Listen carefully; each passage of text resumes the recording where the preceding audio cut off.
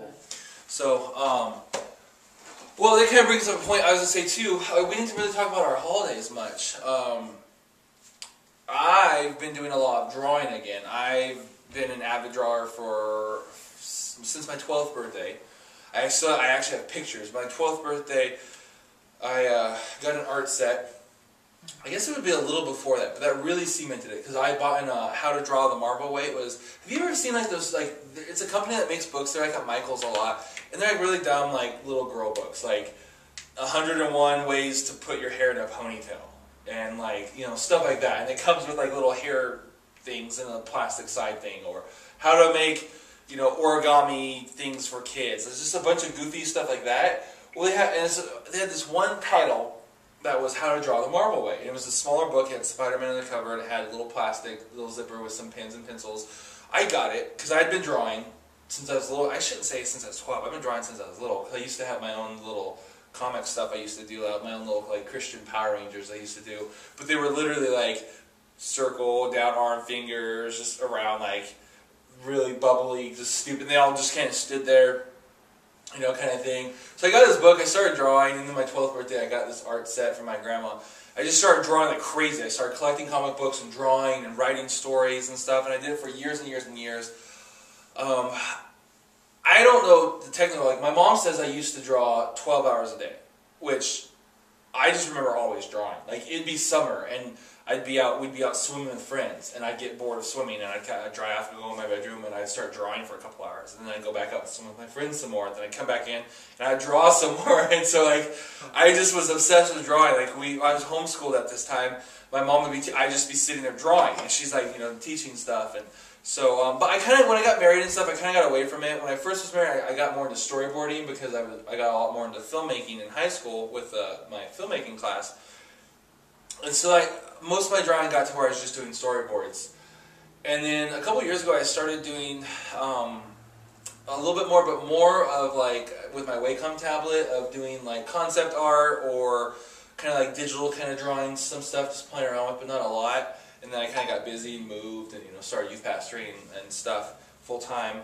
But yeah, in December, man, I just started going crazy with it again. And I've drawn a ton of pictures. I've used Christmas money to buy a bunch of drawing books. And one of them was Brian Hicks book. Hitch. It's Brian Hitch's Ultimate Comic Book Studio is what it is. So that's what. Yeah, it's a long name. And so I started that and a lot of different books. And of course, I haven't ordered it yet, but I'm going to order it. Jim Lee has a book out called Icon, and it's not like a drawing book. It's just like all of his DC and Wildstorm art. And there's no Marvel stuff, but it's like DC. But I think it's because there's already like an Art of Jim Lee just Marvel book that's already out. I found later, but it's big. It's like this big. It's like $39 something, but on Amazon it's only $24.99, so score, I'm going to get it cheaper. I just haven't ordered it yet because I've been going through my other ones. And so yeah, that's why I was like, I know Jim Lee, like Jim Lee and Michael Turner were like my two favorite artists. But now I'm drawing it, I'm branching out more. Like I was looking at, Jeff was showing me this here, it's, I totally skipped the whole Ultimate Universe when it came out. I think we talked about this, me and you once. And now I'm getting more interested in it, which is funny how like stuff changes. Like, you know, like as you get older, stuff changes. And I had no interest. I read one or two Ultimate Spider-Man. I read a couple issues of Ultimate X-Men, and I just had no interest at all in it. And a few years ago, I did read Ultimates 1 and 2, and those were amazing. And I'm just getting more interested. So I'm looking through this, and I in the back it said art by David Finch, and like I know him. I'm actually watching a video from a gnomon I bought last Christmas, and I just never watched it. And of course now I'm drawing again. I started watching David Finch comic book drawing thing. So I'm branching out with the artists and stuff I know. So yeah, I basically even more have been getting in, because like a lot of the stuff we were doing with Geek before was I hadn't been in the comic scene in a while, so I was dabbling a little bit. And but yeah, I'm definitely getting back into things. Definitely drawing a lot. You're texting while we're doing our show. I am, but I am listening. Trust me. I am. Is that Cynthia? No one. Yes. You have to tell her we're doing an episode. Okay, you happy? His girlfriend didn't quite understand when he. So she like called and was like, "Where's the episode?" And he's like, there is one. No, there isn't. We didn't record one or whatever. And I guess she got confused and she kept asking, but where is it? Where's Geek Church? Like, I want to watch it. And he's like, no, you don't understand. There isn't one. So Cynthia, if you're watching, here you go. And then she's probably like, but it was random. It was about nothing. Yeah. So. Which is, I don't know. All our episodes are kind of random and about nothing. This one's it's really kind of like random. Seinfeld, really. This one's really random. And we're only like halfway through it. Mm-hmm. So I guess, what was your Christmas? My Christmas was... I just talked about all the drawing I did over Christmas. My Christmas was a broken down car, an extra night, and... I don't know. A lot of driving. I had 3 Christmases. I did not. I had like half of a Christmas. You had half of a Christmas? That's half. Nice. Yeah. I guess I had like 2.5, because one of them was just with my daughter, Lily, opening presents. Like, me and Brandy didn't open it. It was just like Lily was opening presents. Oh. And then, so we had that one, and I had one with her family, and then one with my family. Yeah, I got 2 bags of goldfish, and a glove, a pair of gloves, and a sweater for Christmas. That's what I got. I'm still mad about one of your presents. The gloves? Those gloves, man. Those gloves tick me off. Yeah, they're sitting over there actually too. I'm gonna burn them. No. Yeah, I got a lot of stuff. I got one thing. I got some DC shoes, which are nice. Which I still have to figure out how to tie them. Kind of got like an obsession with the DC going on, huh? Well, Detective Comics, man.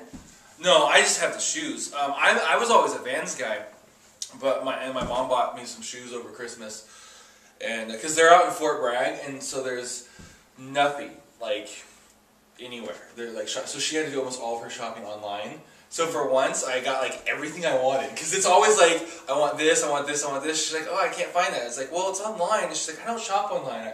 She like thinks that, I don't know, she's old school. If you use, she used to, not so much anymore. Like, if you use your credit card online, your entire identity is going to be stolen and you lose everything, kind of thing.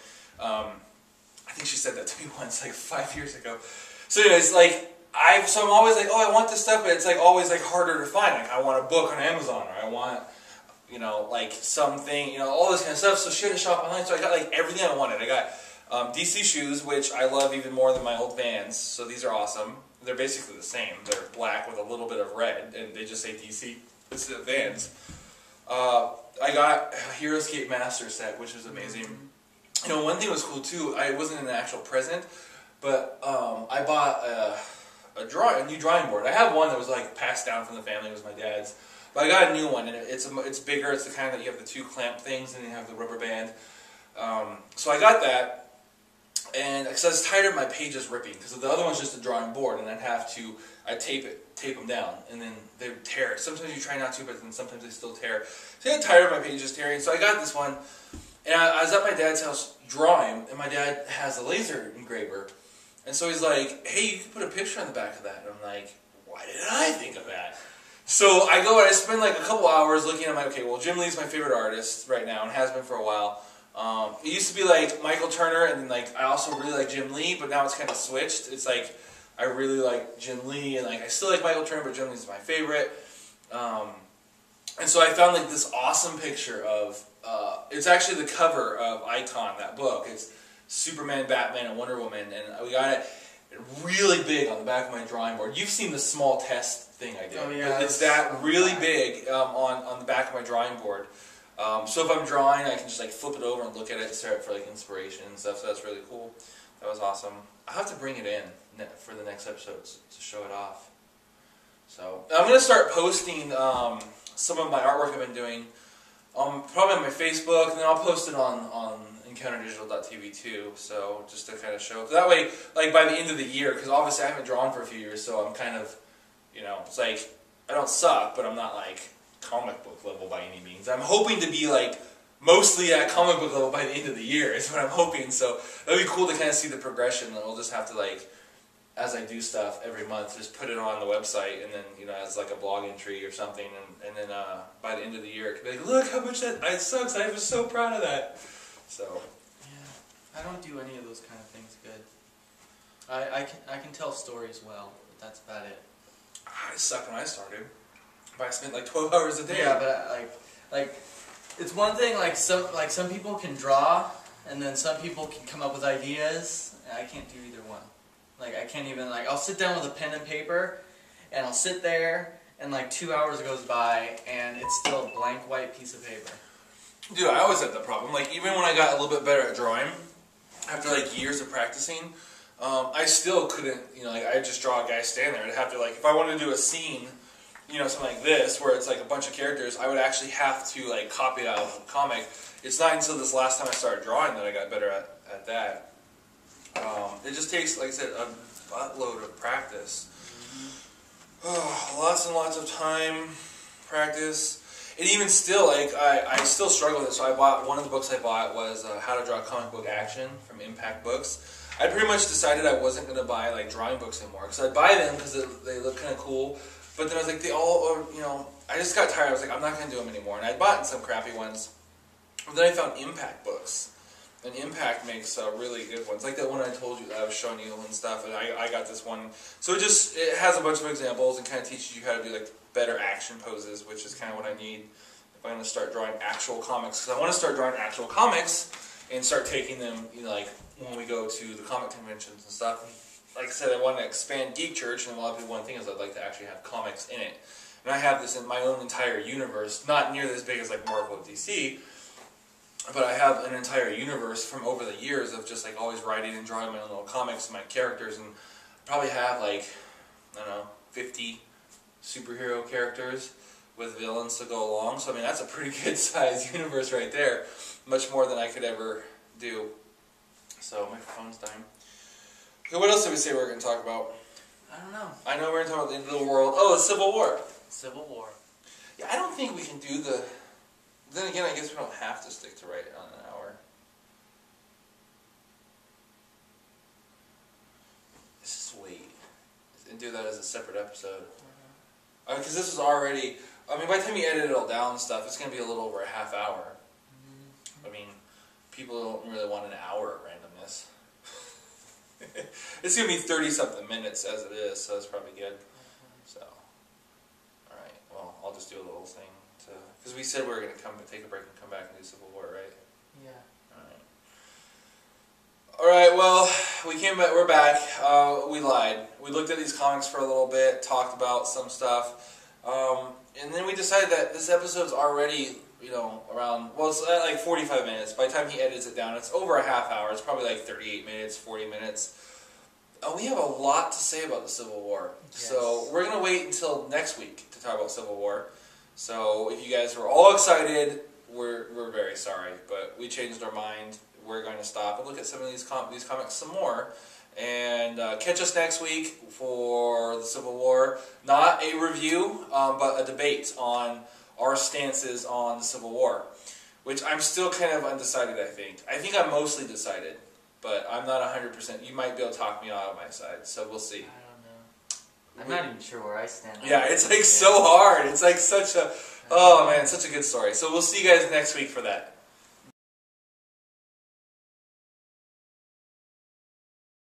Okay, do you think that, I thought it was hysterical, but the more times go on, like the whole you walking in, it doesn't seem as funny as it was back then.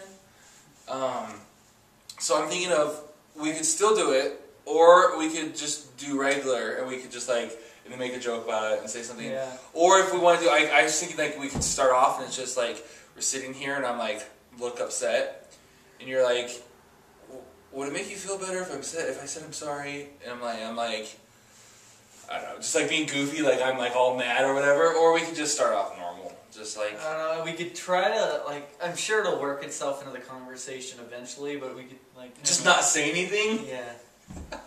Not say anything purposefully. I think that'd be kind of funny. Yeah, like we don't say anything for a while. I don't know. So you want to just let it kind of happen? Yeah. It'll be more spontaneous and probably a lot funnier that way.